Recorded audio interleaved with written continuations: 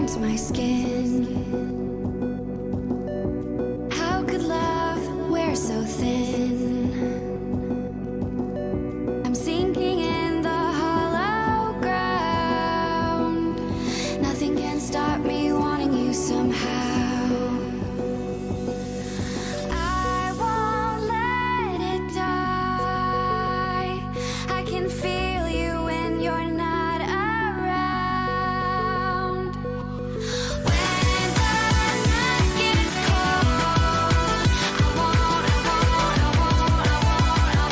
be alone. We won't be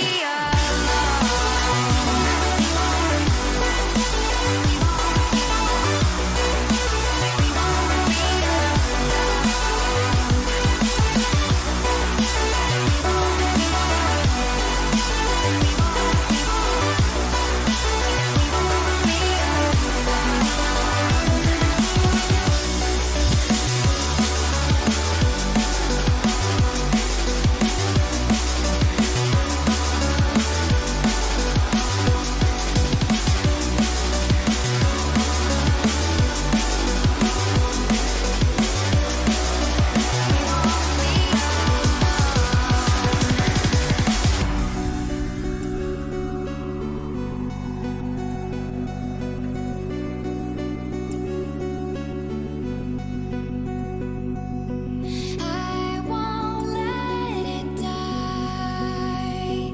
I can feel you when you're not around. When the night gets cold, we won't be alone.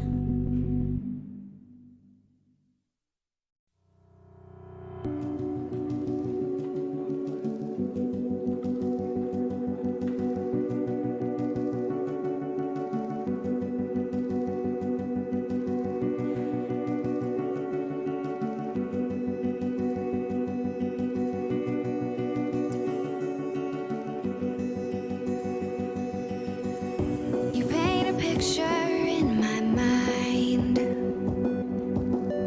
You wanna leave it all behind.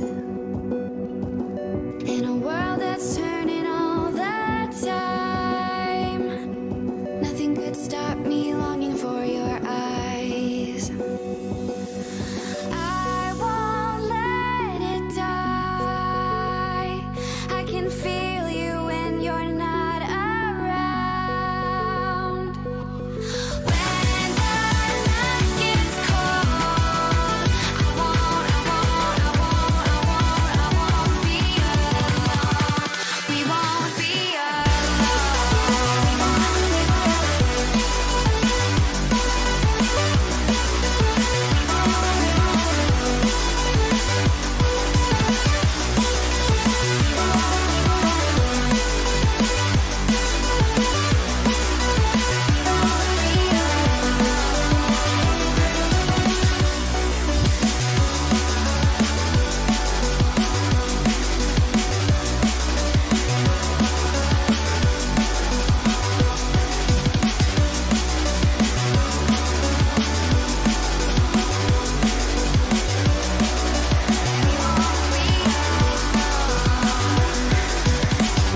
This lake of fire burns my skin.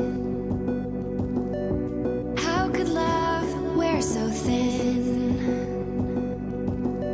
I'm sinking in the hollow ground. Nothing can stop me wanting you somehow. I won't let it die. I can feel you when you're not around. When the night gets cold, I won't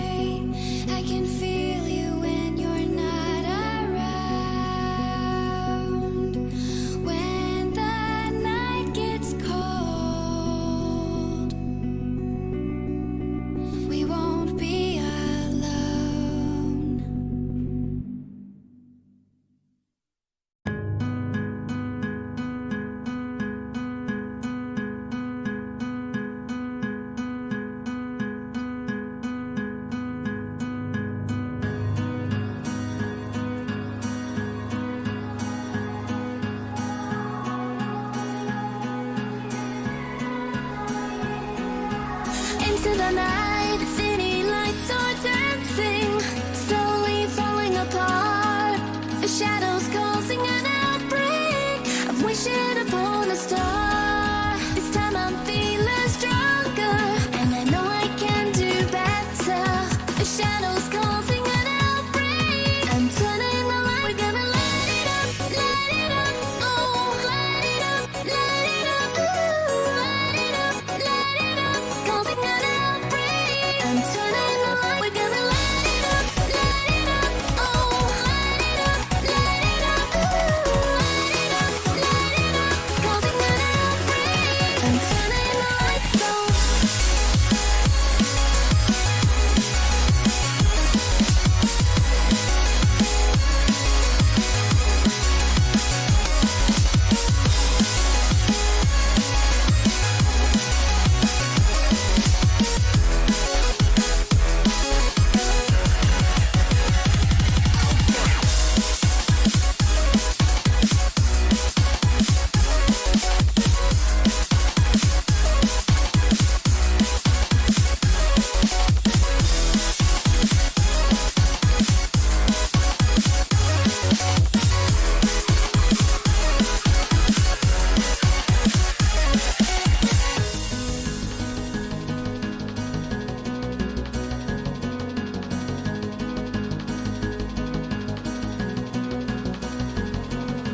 Open your eyes and see the people chanting, slowly falling apart.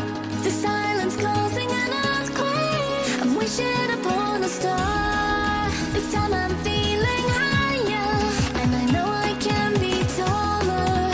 Shadows causing an outbreak. I'm turning the light. We're gonna light it up, oh, light it up, ooh, light it up, causing an outbreak. I'm turning the light. We're gonna light it up, oh, light it up, ooh, light it up, causing an outbreak. I'm turning the lights on.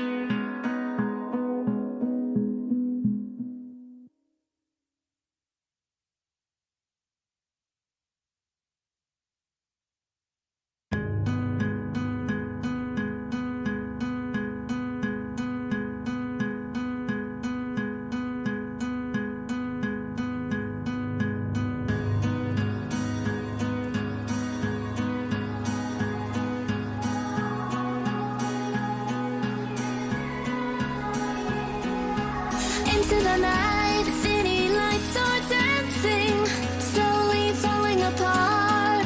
The shadows causing an outbreak. I'm wishing upon a star. This time I'm feeling stronger, and I know I can do better. The shadows causing an outbreak. I'm turning the light. We're gonna light it up, oh, light it up, ooh, light it up, causing an outbreak. I'm turning the light. We're gonna light it up, oh, light it up,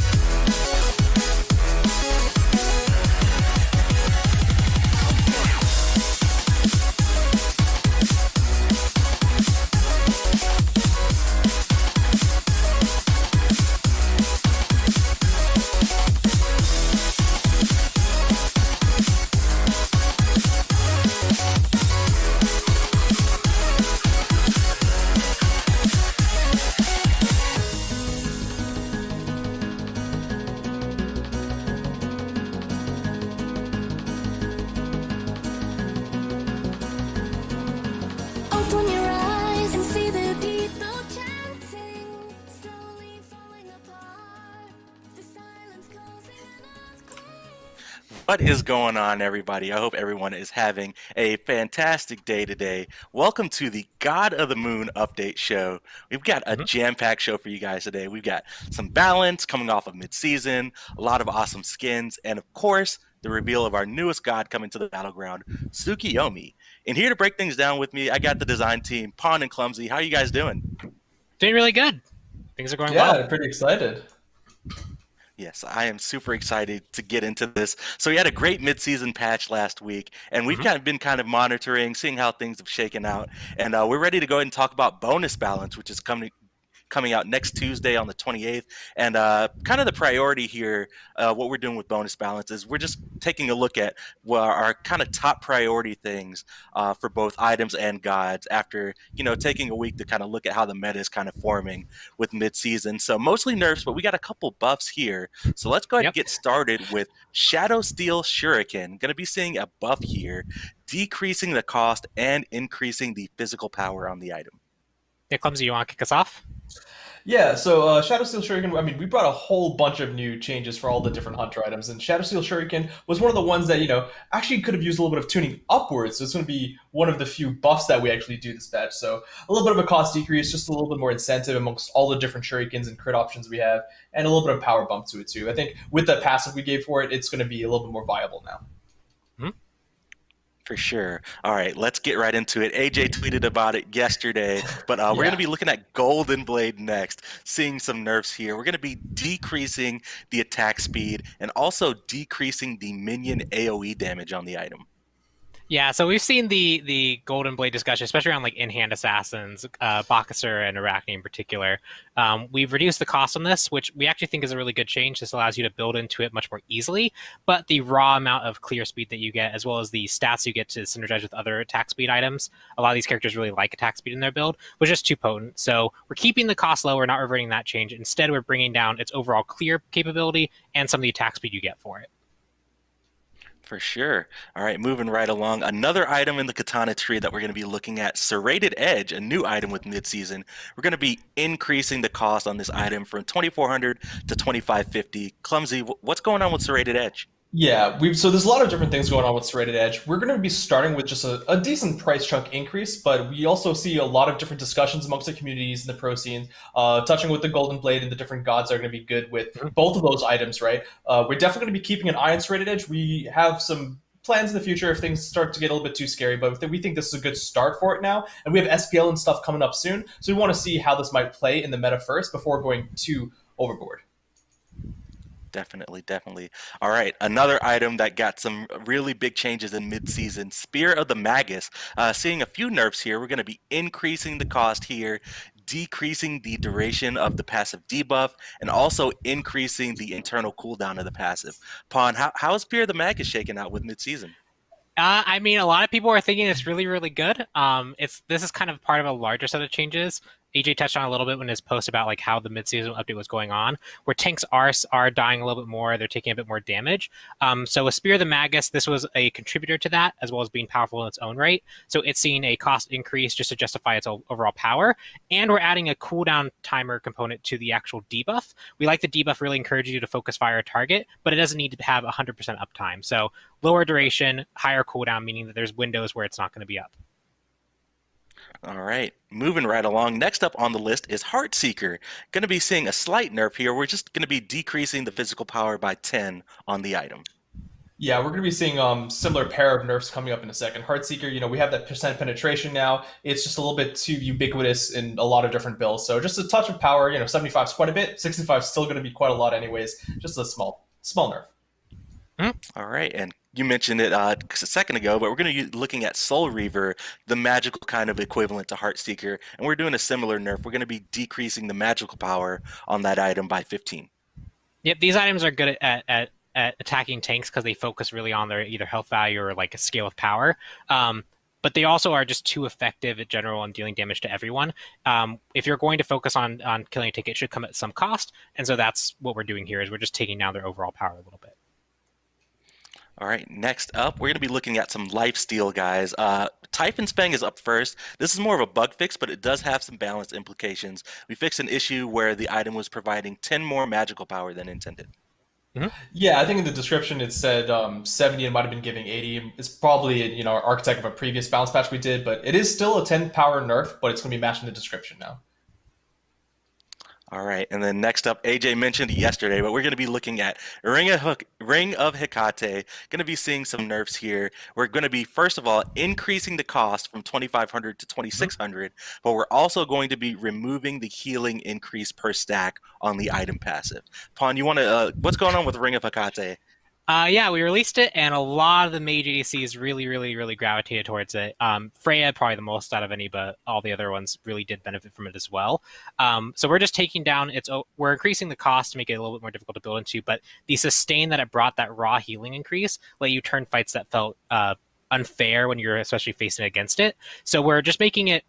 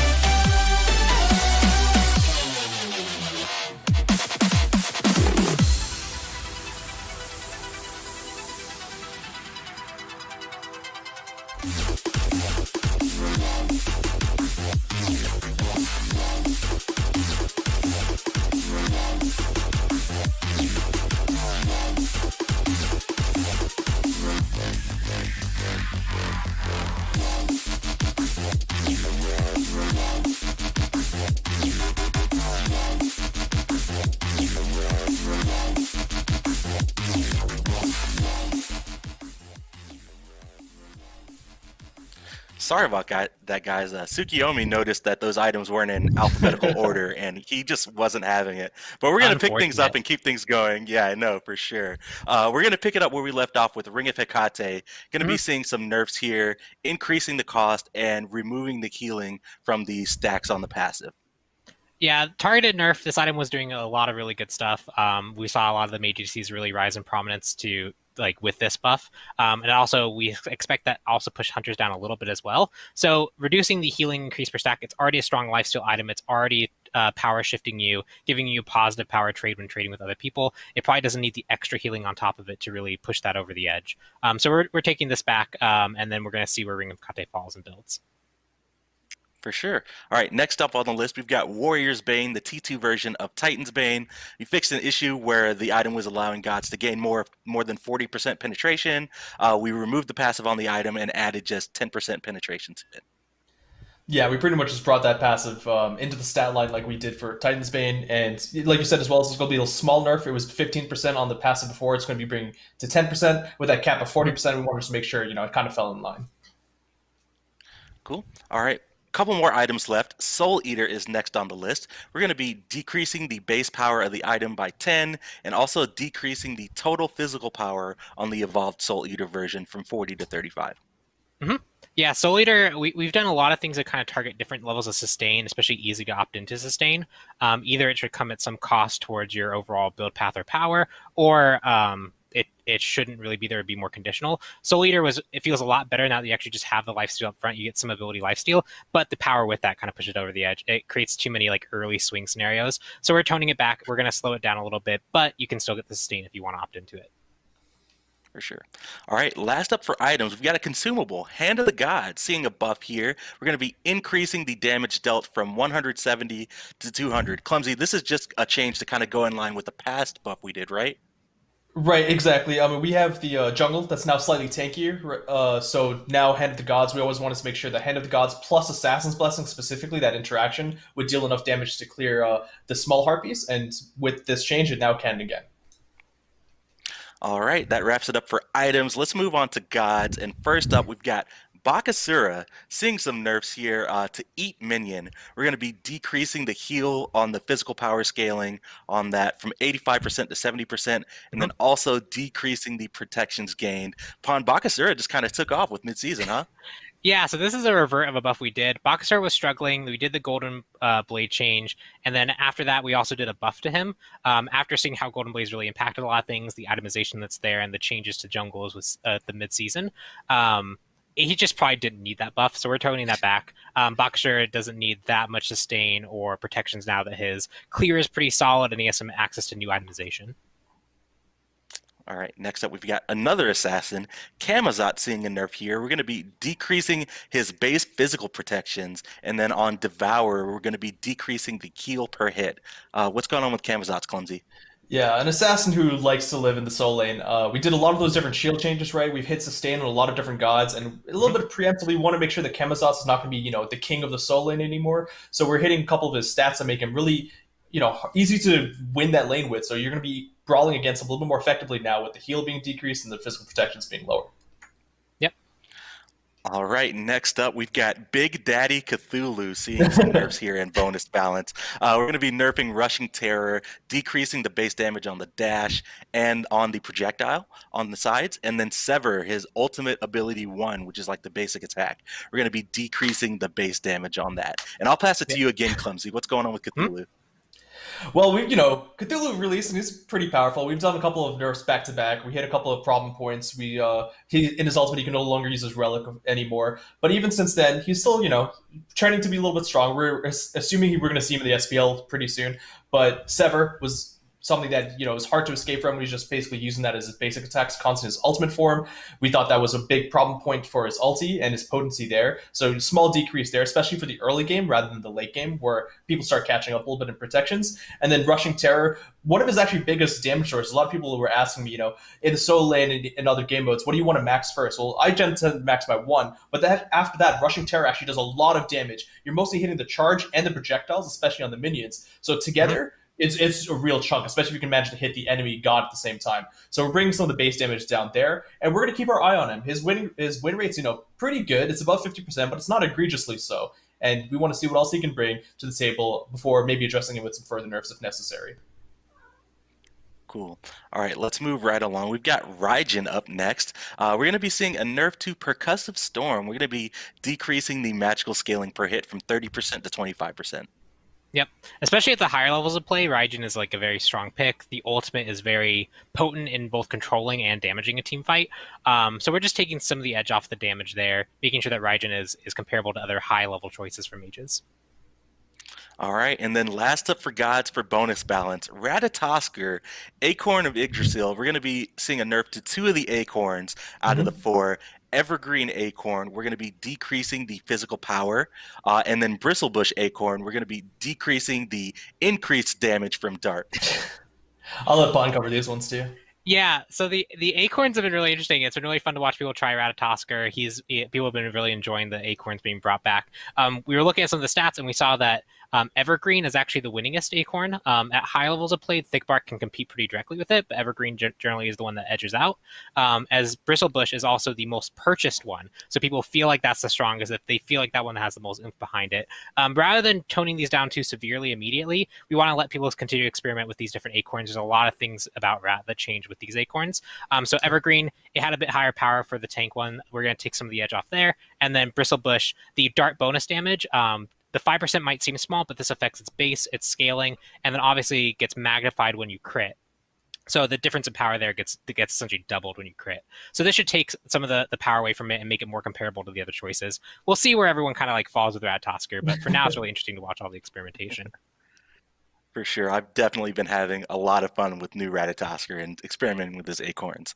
But that wraps it up for all the bonus balance that's heading to you guys next week. But we've got a few skins that we want to show off as well. We'll kick it off with the New Moon event that started in mid-season patch. We've got another bundle headed you guys this way. And the first skin from the second bundle that we want to show off is Dragon Guard Horus. And this one is really cool. Pawn, what do you think about this one? I love this one, and it has a tail, which for some people out there is very important. Shout out to I Love Tails if you're watching. This one's kind of in line with the past King Arthur skin that we did, right? Where the warriors are kind of becoming giants. It's difficult to think of you as an opponent when you look and smell like food. Super cool. There's the model, and you guys got a hint of the voice pack there. This one is headed your way in the New Moon event, and that tail is definitely nice. I'm sure I Love Tails is pretty happy. The next one we've got up for you guys is Oblivion Ruler Persephone, and this one is kind of a darker take on her Queen of the Underlord presentation. Clumsy, this one is definitely, I think, pretty much up your alley. It's got a lot of death for Clumsy death. I love Persephone, right, is already pretty the goddess of the underworlds, and bring the creepy. So you can see the minion in the back as well. It has no eyes. Oh my gosh, it's so creepy. I love it. That's and we had the really happy. Soon our enemies will fall victim to a fate worse than death. Model's looking fantastic. And yeah, like you guys were saying, that minion in the back was super creepy in the card art. And I do know what the plants look like. They look really cool too. Nice. All right, next up from the New Moon event, we want to show off Neon Nightmare Shivalanke, and this one's kind of been floating around in the community for a little bit. The card art it got data mined, and then it's been floating around, but this one looks really cool. I think the colors are super awesome, and you guys can unlock this skin by purchasing 2 bundles in the New Moon event, or if you buy all right now, you'll be able to unlock But I'm this all skin. about results. Let's take him down. All right. Quick peek at the voice pack. Clumsy, what do you think about this one? I mean, I love the different vibe. I love this cape with the different colors going on, like kind of little amplitude and sign symbols coming through. I think it's probably one that I'll be using for Shivalanke. Definitely. All right, we got one more skin headed you guys' way, and this was probably my favorite for the bonus update coming out next week. Dead Not Cupid, and of course, it wouldn't be an update show without giving a shout out to Wolf Dog Art. He's been helping us out consistently on almost an every patch basis now, and this one is super awesome. The Band-Aid on the helmet. I didn't even notice that. That's sick. Super cute. Such a fun touch. Cool. All right, well, let's go ahead and take a listen to the voice pack and check out the model. Charge the death ray! You don't have death rays? Well, charge your boots and swords then! Oh, this one's so cool. The skull floating around in the helmet. It's super awesome. I love the jetpack. That's cool. He's so cute. His tiny little feet crack me up every single time. But that wraps it up for all of the skins that are coming you guys' way. In the bonus update next week on Tuesday, the 28th, I believe, is the date. But we're going to move on to some community news before we head into what's coming out on August 11th. First off, we've got the Avatar the Last Airbender Battle Pass that came out last week. If you guys missed it or haven't heard about it, check out this trailer.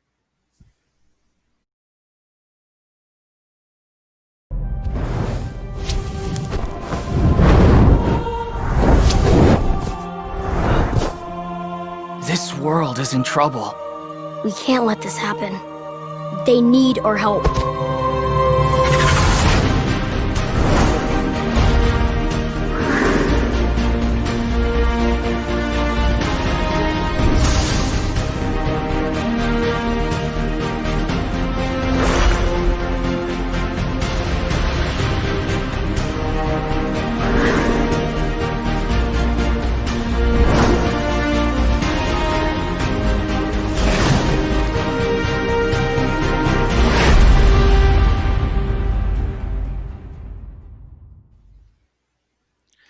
That's right. The Avatar: The Last Airbender Battle Pass is available now in game for 750 gems. If you guys want to get the Battle Pass, unlock skins for Merlin, Scotty, and Susanoo to play with the avatars and Zuko and practice up those bending skills, definitely do that. And if you've already got the Battle Pass, or even if you haven't purchased it yet, we've got 2 times battle points this weekend. So you guys will be able to master your bending skills twice as fast for your fight for the Fire Nation. Next up on the list that we want to talk about in the community, we've got For Fans by Fans. We've been working with them on some official merch, but they actually just dropped Smite themed masks for you guys to check out. So if you guys need to head out to the store with everything going on and want to be protected, you guys can get a Smite themed mask. And for every mask that is purchased by you guys, For Fans by Fans will actually donate a mask too. The Persephone one is awesome. I love these, like all the different styles and all the different masks. It's so cool. Definitely. All right, and then last up for community news, Auverin would yell at me if I didn't mention it, but we've got Phase 2 of the SPL kicking off this weekend. We've got tons of awesome games. I know I've been fiending for some esports, but if you guys check out this schedule and be sure to visit the Esports and Live Streams Hub and game, get those votes in and get ready for Friday. We've got SPL Pro League action ready to come right to you guys. It's going to be awesome. I'm definitely looking forward to seeing some high-level games. Yeah, it feels good for it to be back. Yeah, it's been a while. All right, let's get talking about what's coming out in the God of the Moon update, which is targeted for like the second week in August right now. We'll start off with Project Olympus, and the first topic is kind of been brought up back in the community after a long time. We're going to talk about Jungle Fog, and I'll pass it to you, Pon, for some background here. Yeah, so for players who don't know, we added Jungle Fog into the newest Conquest map, largely at community request. They really wanted to see the fog kind of like bring back some of the intimidation to the jungle. And there's an INI file that you can edit that actually removes it. Editing the INI file is something that you can do. We do advise that there's a risk to it. You can potentially break things and you might have to like reset stuff. But it's something that we've allowed. But the competitive Smite rulings have been that you actually can't edit it, as well as we feel like after looking at it and seeing some how players are using it, we also don't want that to be a general thing that players can do. So we're going to be removing it from the .ini file. So after this patch, you won't be able to actually change that Jungle Fog anymore. Again, we will say that if you want to edit your INI file, that is something you can do. Editing other game files is obviously not allowed, but that's just something that we're going to be removing from it. If you look at the patch notes, we'll have the full detailings on what changed, some of the background, some of our reasoning more thoroughly explained, so you can kind of see how that goes. But it's definitely been something that has been interesting to see.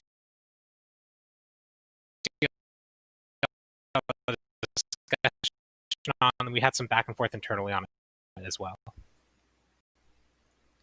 Yeah, for sure. And I think is after we kind of examined the competitive ruling and kind of where Smite is today, felt like in our crawl world that we're kind of now having players the ability to visual game that players felt like bringing everybody on a level playing ground for this one was the right step. But I do also want to mention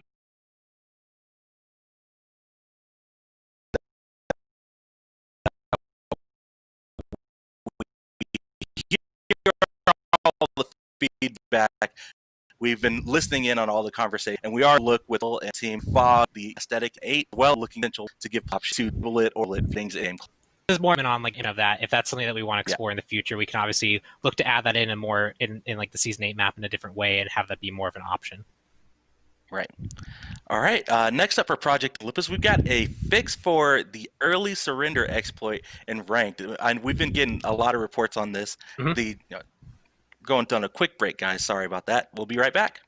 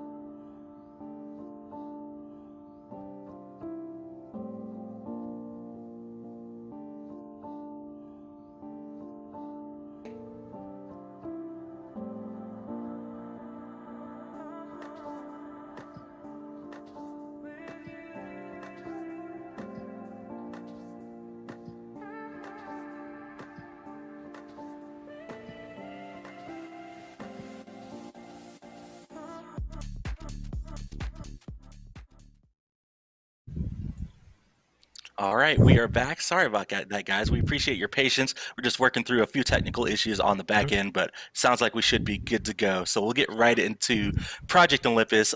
We're going to talk about early surrender voting, early surrender, and exploit that we're fixing. Pon, do you want to kind of go into what we're looking at here? So there's a few things going on here. There's a case where players can, by changing how they disconnect and when they reconnect, early surrender out of games with no penalty. That's not really what it's intended for, as well as they were, upon looking at it to try and fix this, we found some cases where just the early surrender logic didn't feel as intuitive. So we've gone back, we've kind of reevaluated the early surrender logic, what counts as being eligible for early surrender, what counts as someone triggering early surrender, and what punishments they should have. So now it should just be a much more consistent experience, as well as take care of an exploit some people are using. Definitely. All right, next up for Project Olympus, we're actually going to be making some lighting adjustments to the Conquest map. We're updating that across the entire map on both sides, and this is actually going to make things a little bit more brighter and warmer, as well as increase performance. So we've got some before and after pictures that we'll cycle through to you guys. Clumsy, have you had a chance to play with this new lighting across the map? What do you think? Oh yeah, we've been testing with it internally for a while, and it's definitely a noticeable difference. I mean, like we said, for the new lighting is just aesthetically more appealing, and it's also a little bit better for performance too. So I'm really excited for the players to be trying this one out. Yeah, it's the best of both worlds. Yeah, exactly. For sure. For sure. So yeah, we've got a couple pictures here. There's the before, and we'll switch to the after here. So you can definitely tell, especially the areas like around the fire giant, where the lava definitely pops out a little bit more. Yeah, there's like that blue emissive coming out of the order, like kind of like water area, and that like climbs higher onto the wall, so like it has a bit more atmosphere to it. It's pretty neat. Yeah. Got one more here. So this is definitely looking awesome. Conquest map going to be a little bit more brighter and vibrant and warmer coming out in the next update. Next up for Project Olympus, we've got another one that's been a big community crust for Jungle Practice. All voice packs are going to be available for use in Jungle Practice, so you guys will be able to go and test out the skins as well as the voice packs now. Yep, just a good change. I like it. All right. Next up, this is another big one that people have been asking for with the Ratatoskr rework. We're actually adding back the glow to his tails for each acorn. So, Pon, I will let you kind of talk about the glow and how it's going to work here. Yeah, so Ratatoskr, when we changed him, we removed the tail glow functionality and focused on these new acorns that were like kind of following him around as more personality. But after talking about it, especially with like his card art showing off some of the tail glow, we felt like we lost some character for him, so we decided to bring it back, as well as support it on skins that previously did not support it. So now going forward, the tier 2 acorns will give him the kind of Lobby coloration. So for the default Ratatoskr, that'll be that kind of blue. For the like maybe the more anime skins like the Zenko one, that'll actually be the kind of purple color that's there on him. And then once you upgrade to tier 3, the aspects of him that change and get these new emissives will change color based on the acorn. So there you can see how on base Ratatoskr it functions kind of like old Ratatoskr acorns used to. But this again is supported on all our skins that we've made, including the ones that are very different in how they actually handle their emissives. So definitely be on the lookout, mess around with Ratatoskr, see all the different colors we came up with for these. They look really, really cool in game. Yes, the glow up is definitely real coming out in the next update. All right, I got one more that I kind of want to touch on. It's not necessarily Project Olympus, guys, but I do want to address a couple bugs that the community's been asking about. First one is the chat bug. We definitely are aware. We put in a potential fix with this last update that dropped last week. Seems to have helped out a little bit, but QA is still investigating, and it sounds like we may be able to make some progress on it and hopefully get a fix out for you guys in the next update for the chat bug. I know a lot of people have been asking about it, as well as asking about Hera and Artio. Both of those gods are temporarily disabled. We found some crashing issues with them last week. It sounds like those gods are going to be re-enabled when the God of the Moon update goes live in a couple of weeks. So you guys will be able to look forward to that. So the next thing that we want to talk about is balance that's coming out on the God of the Moon update in mid-August. And we'll start off with game modes. And we'll start with Conquest. We've got some changes to some of the jungle monsters in Conquest. We've got Gold Fury, Oni Fury, and Primal Fury doing some adjustments to the way they channel and restart channeling their special abilities. The Pyromancer is now going to inflict a large amount of damage on AoE hits. And then Centaurs, we're going to be increasing the base damage and the scaling on the ability for the buff holder. Yeah, so lots of changes here, largely focused on making sure that the jungle still feels like it has that kind of lethality to it. Gold Fury, Oni Fury, and Primal Fury, they were characters that they had this new channel, but you could reset it. We're just going to add some rules to make sure you can't reset it, so it's a part of the mechanic you have to deal with. Pyromancer also is getting some more damage because it felt like the aura hit wasn't as impactful. And then finally, the Centaur, the Speed Camp, you could largely kind of ignore the Spear Thrust. By increasing the damage, it will make it a bit more something that you actually have to deal with. Like the red buff, if you mess up the red buff pool, you can lose half your health pretty easily. Yeah. If you don't mess around with the Speed Buff Camp in the proper way, you should probably get tweaked. Or you should probably get like hit. Yeah, for sure. All right, next up for game modes, we've got to change the duel. We're going to be making it so in duel, First Bloods will no longer grant the gold bonus. And this is just mostly to address kind of the snowball in the mode, right, Clumsy? Yeah, we actually got this feedback a lot from, the very invested dual players. This is something that they all kind of were proactive about. They wanted us to do. And we thought, you know what? Why not? This is something that we can definitely make them happy for. Like you said, there's a lot of snowball that's going on. The First Blood allows you to not just get the gold and the XP bonus, but then you're getting a lot more XP just in the wave that they're missing during the respawn time. And I mean, if this is something that the dual players themselves are advocating for, this is something that we are ready to deliver. Sure, if they want it, we got it. All right, let's move on to items, and then we're going to be taking a look at masks, Pon. So I'll before we get into all of like the nitty gritty, I'll let you kind of take it and kind of talk about what we're doing with masks. Yeah, so masks have the different the idea that you can class shift your character into just doing something that is unintended, right? Assassin players generally can't tank, but with the Lonos mask, you can tank. This works really well for damage and damage reduction because those are very clearly tradable stats. And so after a few nerfs, we've seen them really drop out of favor. We saw the people discussing that it felt like they were unusable even for their intended purpose. So we're going to buff Rangdas and Lonos so that you feel a bit more powerful when you have them. One's getting a tanky increase and one's getting a small reduction in its penalty. But Bumba's was kind of a weird one. It stat shifted in a very strange way where you traded power and defense for utility. And the trade-off was often in a weird way, especially with high movement speed. We've seen what high movement speed can do with character volatility. And we didn't feel like there was a very clear path forward with the current stat spread of it. So with this patch, we'll be removing Bumba's mask. We do plan to reevaluate that kind of item and make sure that this tree has like another kind of third shift option. We just need some time to iterate on it and go through it. And we felt like it wasn't worth holding back Rangdas and Lonos for Bumbas to also try and be there. Yeah, for sure. So as you guys saw in the lower thirds, Rangda's mask, we're going to be decreasing the damage taken. Lono's mask, we're going to be increasing the protections and health. And then Boomba's mask and Messenger's mask, we're going to be removing them from the game while we take a little bit of time to kind of look and see what direction we want to go into it. Next up on items, we've got Stone of Binding. Small nerf here. This item is now going to provide 10 MP5. Clumsy, what's happening with Stone of Binding? Yeah. Well, it's a small buff here. Stone of Binding has been one that's been pretty good before in the past, and we had some, alterations on it before, and it's kind of fallen out of favor a little bit. It's a cheap item for supports, and we wanted to, give it a little bit of injection of some MP5 so you can pick it up and, use your abilities a little bit more often. It's something that just a little bit more variability in the different support item builds. That's pretty much it. Cool. All right, last up for items, we've got tank shoes for both magical and physical, reinforced shoes and reinforced greaves. We're going to be increasing the health from 100 to 150. What's going on with tank shoes, Pon? It's just a place that we felt like we could really kind of bring tanks up if we needed to. We've been watching really closely the tankiness stat, how people feel, power, like how many characters are like dying on average every game, and we felt like this was a safe way to bring up tanks and more like tanky warriors and true supports that was directly related to them and didn't have any cascading impacts on maybe like a hunter picking these up or an assassin picking these up. They're still likely to pick up the shoes that they want, whereas tanks can now pick these up as a pretty viable option.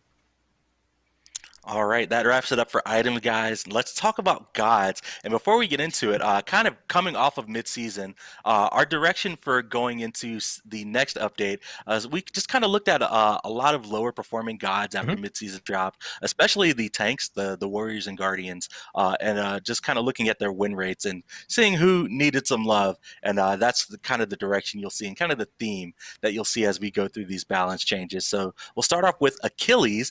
He's going to be seeing a buff here. We're going to be increasing the base damage on Shield of Achilles. Yeah, there's a few warriors that have been negatively impacted by the different changes of soul lane over time. You'll see a few of them come up in this patch, especially the ones that were very, very good with Gladiator Shield. Spoilers, not King Arthur on here, but King Arthur has a lot of other considerations. But we were looking at the stats. We were seeing which ones were affected pretty heavily, and this is largely based off our early feedback that we've kind of gathered around the meta in season 7 midseason. There's still a lot really shaking up, and so we felt like these were the confident ones we could go for. Cool. All right. Next up for gods, we've got Athena, Defender of Olympus. We're going to be increasing the damage mitigation given to targeted allies. Clumsy, what's happening with Athena? Yeah, it's a little bit of a buff here on, one thing that allows you to help the teammates out a little bit more. Athena always has a lot of variability between the casual play and the pro scene, and I think this buff isn't going to really hurt the pro scene almost at all, I think, and it's just going to feel a lot better when you actually can use this ultimate in good scenarios, and you're rewarded for it. For sure. All right. Next up, we've got Awelish, a god who's been kind of the talk of the town over the past couple of weeks. I've seen a lot of conversation about her. She's going to be seeing a good amount of love here. So first up, we're going to be increasing her base mana and her MP5 per level. Feather Step, we're going to be increasing the base damage. And probably our biggest change, Summon Suku, seeing a few points here, decreasing the mana cost, increasing the strafe speed while on Suku, and we also fixed an issue where the ability would go on cooldown if it was interrupted. Pon, I'll let you take it away. So Awelix was one of the junglers that didn't really benefit a lot from the new itemization, and with the harder difficulty of the jungle camps, was often kind of forced to use more and more abilities. And when you're also running around on Suku and trying to use that to also leverage your clear speed, she just ended up falling behind. We saw her just overall not really succeed with the mid-season changes. So we're giving her a bit more control on her mana. We're giving Featherstep some more power so that you can clear a bit more effectively, as well as just making Suku more usable in general. So these will just help Awelix players kind of get off the ground and also have mana when needed to actually gank. Cool. All right, moving right along, we've got another Guardian on the list, Bacchus, and we're going to see Belch of the Gods increasing the base damage on this ability, and I'll start with Clumsy here. Yeah, we did a lot of changes to Bacchus when we gave him the ability to chug, his drink at level 0 or right off the start of the game. And from that, there was a couple of cascading effects. Like people started picking him up immediately and trying him out everywhere. And Bacchus has already been good in non-conquest game modes. So we had to, address him a little bit. In fact, this buff that we're doing here is revert to one of the nerfs we did because we reacted pretty heavily to all those different changes, and now we're coming back and giving him a little bit more power in a way that we think will mostly only affect conquest and not hopefully the other game modes as much. Cool. All right, I've got another assassin for Ponfon. Bastet, Pounce. We're going to be increasing the physical power scaling from 90% to 100%. Yeah, so Bastet had a rework where her ultimate was more focused on using it in teamfight and getting a lot of heavy damage out effectively. We saw that when she first shipped, she was considered very powerful, so we did a few nerfs. After things have kind of resolved, we've seen her kind of begin to struggle again. So we think the nerfs were maybe a bit too intense. Giving some extra power scaling to Pounce just lets her engage more directly, especially in the late game, and have a bit more lethality when it comes down to actually fighting. All right, next up on the list, we've got Kabrakan. Seismic Crush. This ability is the stun on it will no longer suffer from diminishing returns. And then Tremor. Tremor is now going to pull minions towards Kabrakan rather than trembling them. And then we also fixed an issue where this ability would sometimes get canceled early. I'll let Clumsy take it. Let Pon take this one. Yeah, I have a little bit more insight, especially to the bug. Cool. Kabrakan's kind of always been this guardian that's more of a bruiser. Supporting with him was always difficult. We wanted to give him a few buffs in ways that we felt would help that kind of role overall. Because again, Fat Loki is Fat Loki, so give him some more support role if he wants to flex into it. The non-diminishing return on the stun will just make it so that you're more reliable and there's more synergy with your team. There's not so much inherent counterplay with trying to actually set up a stun, as well as the tremor change means that you can now actually group up minions effectively. So maybe your hunter that maybe has only a smaller area hit can now actually have them grouped up and hit the whole wave, which brings a whole bunch of utility to the conquest support role. And then the bug was we made the tremors more responsive, but that also meant that if you double hit it, you would just immediately cancel it. And so now there's a small window where you can't double hit it to cancel it.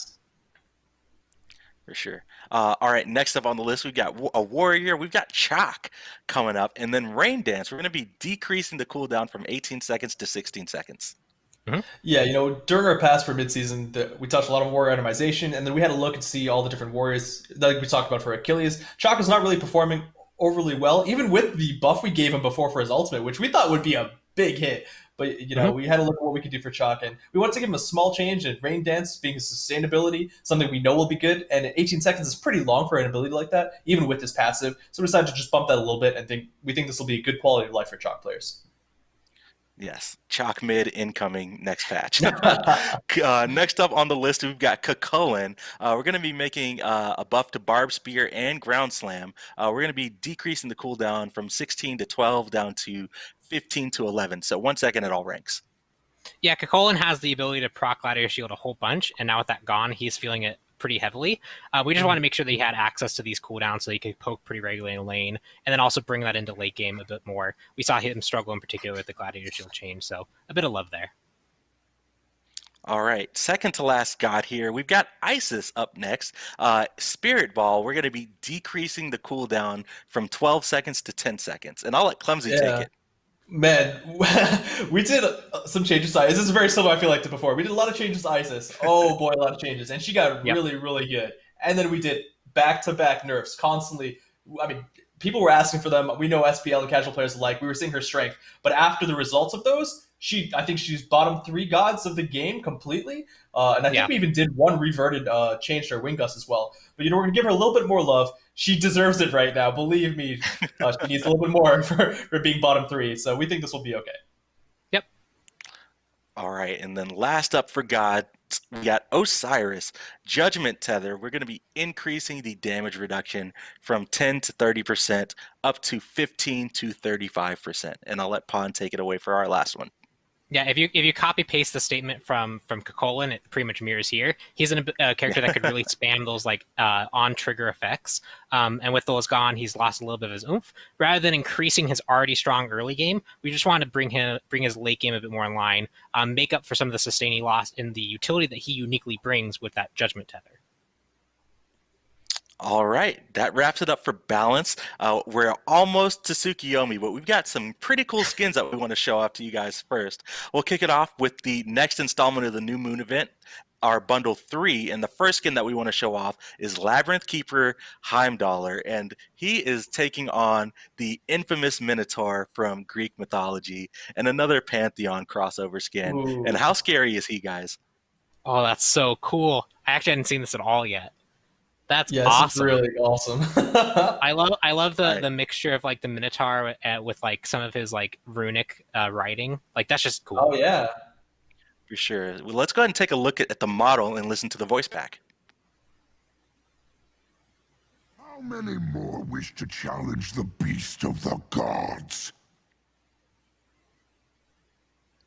Definitely. Super creepy. I love the additional details like you were talking about, Pon, on the horn. You can see some of the ornate drawings that are traditional in Greek mythology there. But this one is coming up in the New Moon event, and then we've got Wildstyle Pele, the next up in the third bundle from this event. And this one is more in line with some of our street style skins that we've done in the past, and with a focus on like graffiti, and the colors on this one are super awesome, right, Clumsy? Yeah, I mean, frequently we get like commented on it like, oh, they must not, you know, they must have seen some of these skins before, depending on the developers. But like, no, I haven't even seen this one before. This is really cool. I'm excited to see what it looks like in game, actually. Yeah, I'm definitely super hyped to see what it looks like in game. So let's look at the model and take a listen to the voice pack. Hey, let me show you around town. Take you to some of my pieces. I definitely love the weapons there. She's got like the spray paint guns. That's super awesome. Yeah, there's got to be some really cool particle effects. Like the art team, like whenever we give them like inky or paint, like they get to do some really cool stuff with it. I know, right? It reminds me of like the wall on like the street style Thor skin. I wonder if she did all the graffiti with all the dev names. That's awesome. All right, the last skin from the New Moon event that we want to show off today is actually the final reward from the New Moon event. If you guys buy all, you'll be able to unlock this skin as soon as the patch drops on August 11th. You've got Angelic Archon Yemoja, and this one is super cool. Look at that. Look at that, guys. It's awesome. Yo, this card art is awesome. Wow. Oh my gosh. That is so amazing. Neat. I know, and it looks super cool. And we're actually going to be able to show this off in game. But first off, let's look at the model and take a listen to the voice pack. If you see an unjust world, you must be willing to fight for the chance to make it right. I love all the all armor the is so emoji cool. skins. Probably my favorite thing is her floating things on her side. I love the way that we treat them on all of her different skins.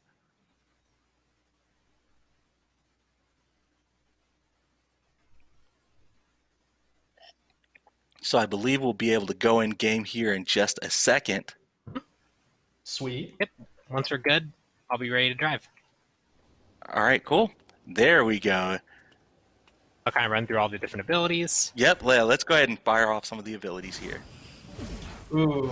Oh, that looks so cool. Oh, those are so neat. We got the 2. This works Let me so well. Let me go get an ally, use my my portals a little bit.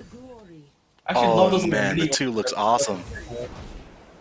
Ignore all the dancing Odins. That'll be explained later. Yeah. And of course, the ultimate. That's awesome. Oh man, the clouds. Wow, that ultimate is crazy. Look at the swords that come down. That's nuts. The swords coming in consecutively, that's really cool. I love the way it's like the clouds instead of the water. That's super cool. Yeah, that's incredible. Yeah, I know. Art team definitely killed it. From visual effects to model, voice pack is Oh, amazing. she gets like looking forward little to wings that. and stuff. Oh yeah, After yeah. her When ulti she, from the buff. yeah, so when she ults, Oh, she that's gets awesome. the kind of like It's like wings. ethereal wings. Yeah. And then I also noticed that when she threes, she gets those kind of like Right there, look at that. Yeah, she That's gets so cool. That's awesome. There's a lot of like really small touches here that like stand out once you like pay attention. For sure. But yep, this is the final reward in the New Moon event. So if you guys want the skin, if you get all 4 bundles that are a part of the event, or if you buy all, you'll be able to unlock this skin as soon as it drops when the patch goes live.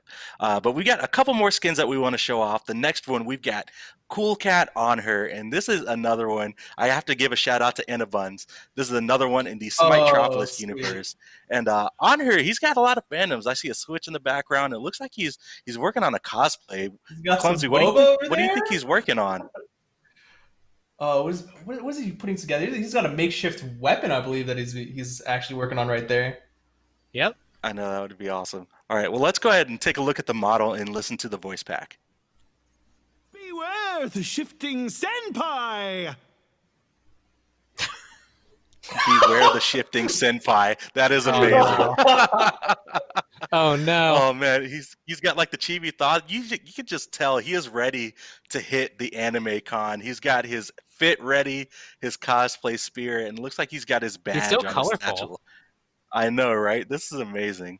Again, shout out to Enna Buns for the amazing work on this. I believe she did the concept and the splash art. So shout outs to her. Sweet. That's awesome.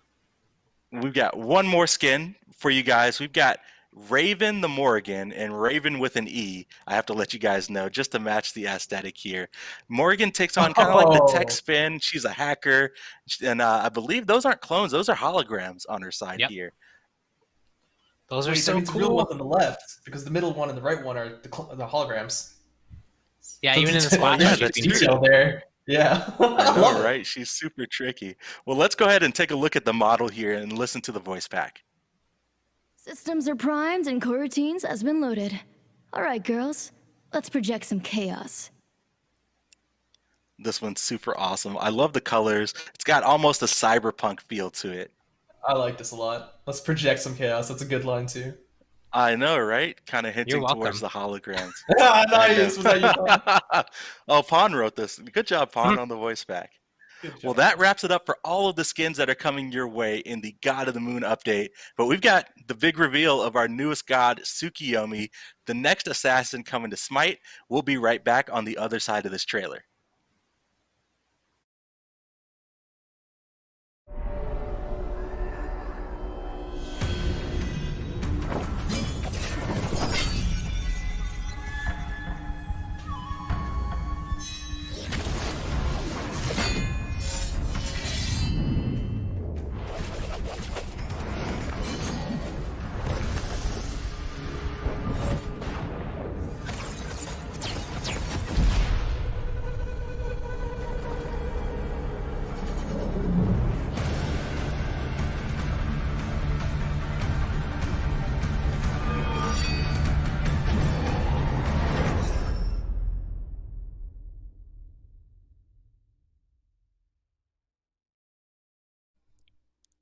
Oh man, every time I see that trailer, I just get so hype, and I am so ready to start breaking down this god because I was telling Pon earlier, he's probably going to be my next main here. So let's kick it off. Yeah. Pon, who is Tsukiyomi? I know you're taking point on this new god. Who is Tsukiyomi in lore, and how is it going to fit into Smite? So Tsukiyomi is really interesting because there's not too much mythology actually about him. He has one major story and a lot of different ways to kind of interpret what that story means. Overall, his main story is that he is the moon god along with the sun god Amaterasu. Amaterasu sends him off to a dinner date with Ukimochi, who is the food goddess, and she makes food by kind of like in kind of gross ways by modern standards. And Tsukiyomi, upon finding this out, is so horrified and thinks it's so disrespectful that he just kills her on sight, which causes a rift between him and Amaterasu. Amaterasu is like, I sent you on a date and you killed a host? Like, what?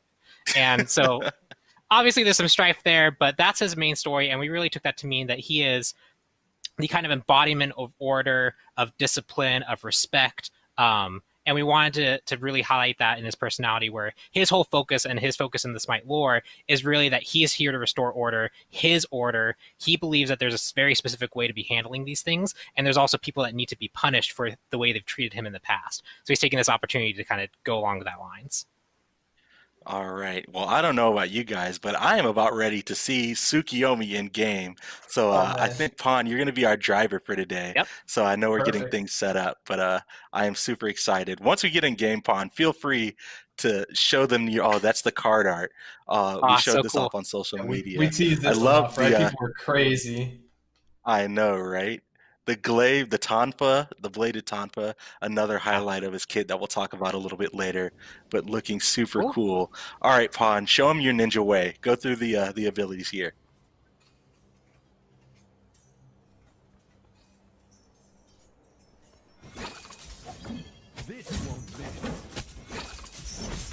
I go fast. Start off one more time. Oh my gosh! This is so good. Gosh, Yeah. we just need the anime tagline. Oh, it's like the finishing some move really fun that you stuff. know. The fight is over whenever he cranks that ultimate ability. That's super cool. All right, let's go ahead and get right into the abilities because that was a lot. But we have got the ninja info cards to break down the abilities. Let's start off with the passive. Shingetsu and Mangetsu. Pon, what's going on with the passive? Yep, so his blades aren't just there for show. They actually are named and kind of represent different powers of the moon. Shingetsu is on the left, Mangetsu is on the right. And you'll see that when I actually hit with them, see how they're kind of glowing now? This means that they're empowered. Shingetsu kind of represents the chaos and uncertainty of night. And so when this weapon is augmented and glowing, it actually cleaves. So you'll be able to see here I do some extra damage. And it also restores some mana. When Mangetsu is empowered, it represents kind of like the illuminating nature of light, the kind of like piercing nature of light. And so it actually does bonus damage as well as restore some health. So you want to kind of get in there, activate your weapons, and then if you get to stay in combat and keep hitting, you get further rewarded for that. Just want to confirm with you, Pon. Tsukiyomi is definitely going to be. He's an assassin, right? Yes, he is an assassin. I should have mentioned that earlier. He is definitely an assassin. You'll find good success with him in the jungle and maybe in the soul lane. For sure. Oh, And you'll the thing definitely about find some success in assassins the jungle. and ninjas have a whole arsenal of tools that they use. So let's talk about the shuriken. And ability 1 is the Dark Moon Shuriken. What's going on with ability 1? So ability 1 is Dark Moon Shuriken. He actually uses Shingetsu to kind of conjure it forward. It glows, and from the smoke of the weapon comes out the shuriken. You can see that you'll throw it out. So you can see the kind of shape of it. But when you hit a target, it sticks to them, and if you walk near them, you retrieve it. So you actually throw your shuriken, get in melee range of someone, pick it back up, and throw it again. The cooldown gets reduced by 40%. You'll also notice that each time I fired this ability, I have this new extra targeter. This is the single-use ranged attack. Your 1 and your 3 both do this. So after you use your 1, use it whether you hit or not, you get this extra ranged attack from the weapon. And this one, since it's Shingetsu's, will actually steal movement speed from your target. So when you hit someone with it, you can see that Odin's going slower, and I'm actually moving faster now. Nice. That's super cool. So just to confirm, you throw the shuriken, and then his next basic attack is kind of empowered and is ranged, right? Correct. Nice. All right, let's move on to the second ability and his second ninja tool, the Kusarigama. What's going on with this one? Yeah, so for those who aren't familiar with the weapon, it's a kind of disarming weapon, which you'll see what it does. He actually turns his blades into the Kusarigama and swings it around him. You'll note that it has a left, right, and center targeter. Hits the left, the right, and then the center. If you hit with the left and right, it'll actually disarm the target that you hit. And if you hit with the center final hit, it will do more damage and stun the target. So you can really use this to kind of get around, disarm the enemy hunter, and then stun the priority target if you need to. Also, if you're in the middle of like a team fight, you can hit people and kind of use this as a defensive tool so that they can't hit you back. Super cool. I'm loving the targeter shapes in here. So, hit on the both sides. Is it only a disarm on the left side? Disarm on the left, right, and then center is stun. Awesome. All right, let's go on to ability number 3, Silver Moon Caltrops. What's going on with this one? New targeter shape, first of all. Yeah, we have a crescent shape. It's really neat. So in this one, the theming is, again, kind of like calling upon like the nature of like night and like what kind of lights up the sky. So he holds Mangetsu Loft, and it kind of explodes into a shower of stars that fall to the ground as caltrops. You can see here that when enemies walk into it, if they step over it, they actually are slowed and take some damage. So this happens on deploy, as well as when they walk through it. And then just like my first ability, I get this extra ranged single target attack. This ranged attack will actually deal bonus true damage. I had to sneak true damage in there somewhere. So it actually does 5 plus like 40% physical power scaling as true damage. So you can use this to damage some tanks or just get some extra damage on squishy targets. Nice. And what's important to note here is if I make the enemy god stop moving, if I cast this ability, they don't take damage if they don't move. They only take damage if you move on this. So if you get trapped in this and you realize you're not in danger, it might be best not to continue stepping your feet onto the caltrops. Just a little unique touch to this ability. That's super cool and thematic. All right, I think it's time for the big one, the ultimate ability, Piercing Moonlight. Pon, can you please just fire it one more time and talk to me about what it does? Yep. So you can see here that when I ult, I kind of like become this being of pure moonlight, and I fire these 4 projectiles, like basically giant laser beams that travel super fast.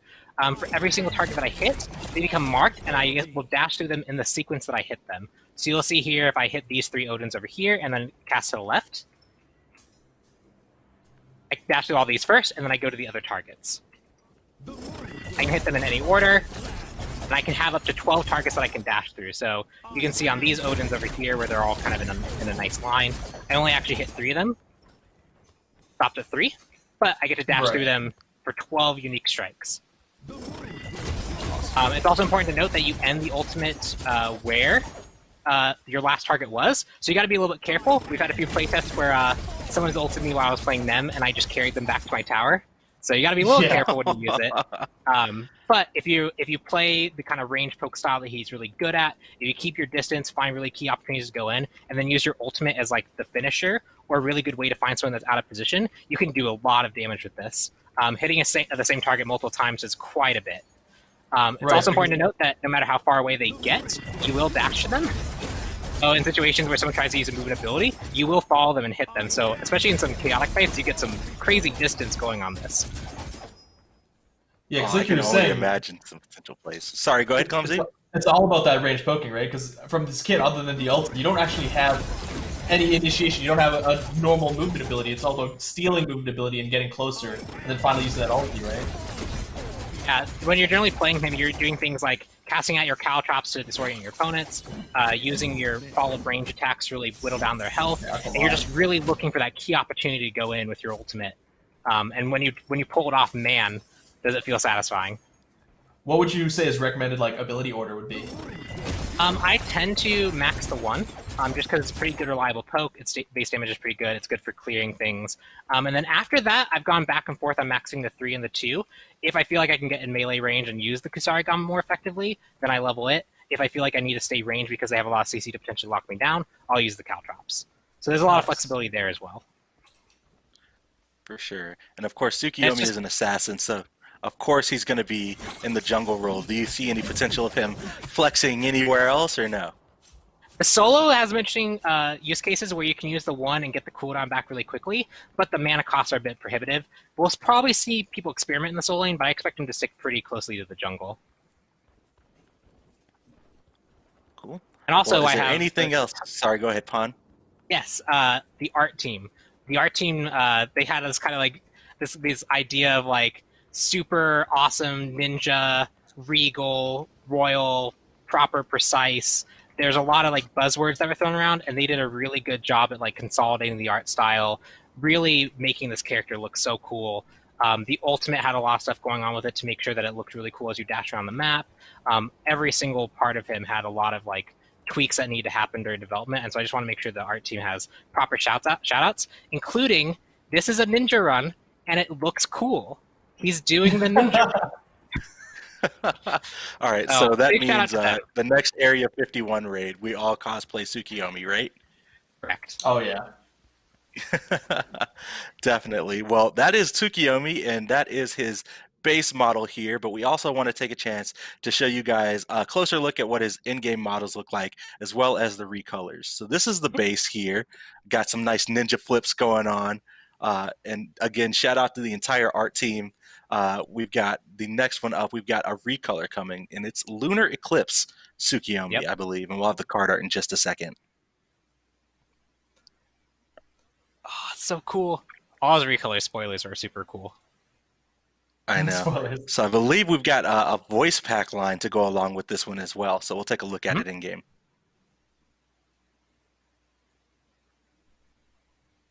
Miscreants! They trample order, spitting in the face of proper decorum. I will not sully the moon to shine on them any longer. Definitely Even loving in the this darkest recolor. night, my blades can sense your arrogance. So edgy. Definitely loving kind of like the dark side of the moon with the recolor. And this is the Ascended recolor. So you guys will be able to get this one with the Season Pass 2020. This is probably my favorite one out of the bunch. So we'll go ahead and take a look at this one in game as well. But the black and red, of course, goes right alongside classic ninja vibes, and it's super dope. And something that's really cool with these weapons is because they have that kind of contrasting style. These skins, as well as the legendary and golden skins, one weapon is basically like pure gold, and the other one is basically the contrasting color. So on the default golden one, it's like kind of like blue. Yeah, here we go. Yeah, these. It's just, you get some really cool flavor with these weapons.